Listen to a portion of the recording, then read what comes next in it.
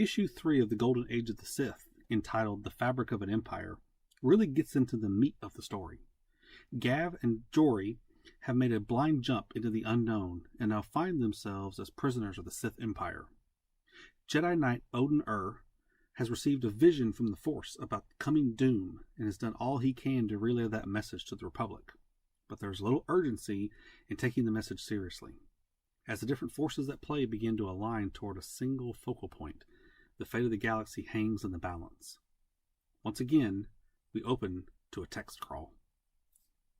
1,000 years before the Great Sith War and the defeat of Exar Kun, two impetuous young hyperspace explorers, the brother and sister team of Gav and Jori Daragon, launched themselves into the unknown. Fleeing from a chain of bad decisions in the Republic worlds controlled by Empress Teta, they set a distant course at random and land in the middle of the fabled Sith Empire. Their ship, Starbreaker 12, appears over the mausoleum world of Korriban, where a funeral procession of Sith Lords has come to inter their ruler, the Dark Lord Marco Ragnos. On the steps of a monumental tomb, glimpses of an underlying power struggle appear. Two of the most powerful Sith Lords vie for the new title of Dark Lord and control of an empire. Ludo Kresh wishes to follow in the footsteps of his predecessor, to keep the Sith Empire stable and prosperous, not to overextend their resources, but to maintain a tight grip on the Sith people, whom they have dominated for millennia. His rival, Naga Sadow, feels the ancient empire is growing stagnant and needs to extend its boundaries, to conquer new worlds and bring new blood into their grasp. Only moments after the dead Dark Lord is entombed, Sadow and Kresh engage in a vicious duel. But their battle is halted by the special image of Marco Ragnos rising from the crypt to warn them that the fate of the entire empire is in their hands. And then, Gav and Jori land among them, innocent explorers hoping to make their fortunes by establishing trade. But the gathered Sith Lords see the stranger's arrival as clear evidence of Ragnos' warning. Gav and Jori are captured, about to become pawns in a power struggle that will span 2 empires. Our story opens on a new Sith planet, the throne world of Ziost. The siblings Gav and Jori Daragon have been taken prisoner, and the Sith are embroiled in an intense debate as to what these new arrivals mean and what they should do about them. Ludo Kresh, one of the popular claimants to Marco Ragnos' throne, believes the Daragons to be a precursor to a Republic invasion. He recommends executing them and preparing for more incursions. Naga Sadow, his major rival, sees this as an opportunity to attack an unsuspecting enemy. He feels the Sith Empire has grown stagnant in its dominance, and this is just the thing needed to reinvigorate the Empire.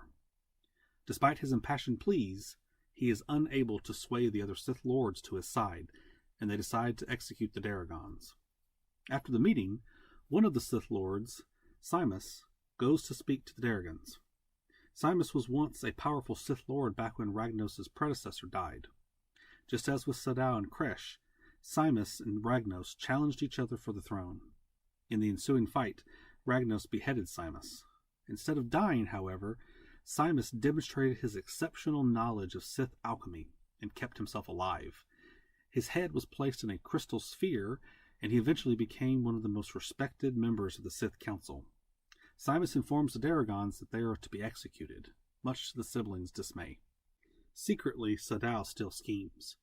He sends one of his warriors onto the Starbreaker 12 to steal any weapons he can find on the ship, intending on using them as part of his plan to take over the Sith Empire.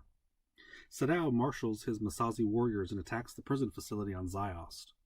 In the prison, Gav and Jori are reminiscing and reflecting.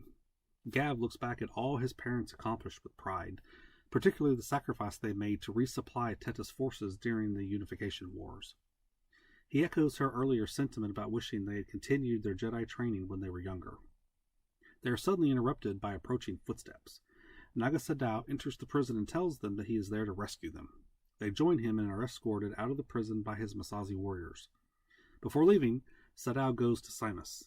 The two talk for a moment before Sadow kills him and his guards with the Daragon's blaster.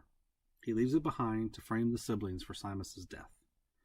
Sadow takes the siblings to his fortress on the moon Kar Shian, and then goes to an emergency meeting of the Sith Council to discuss the attack on the Ziost Citadel.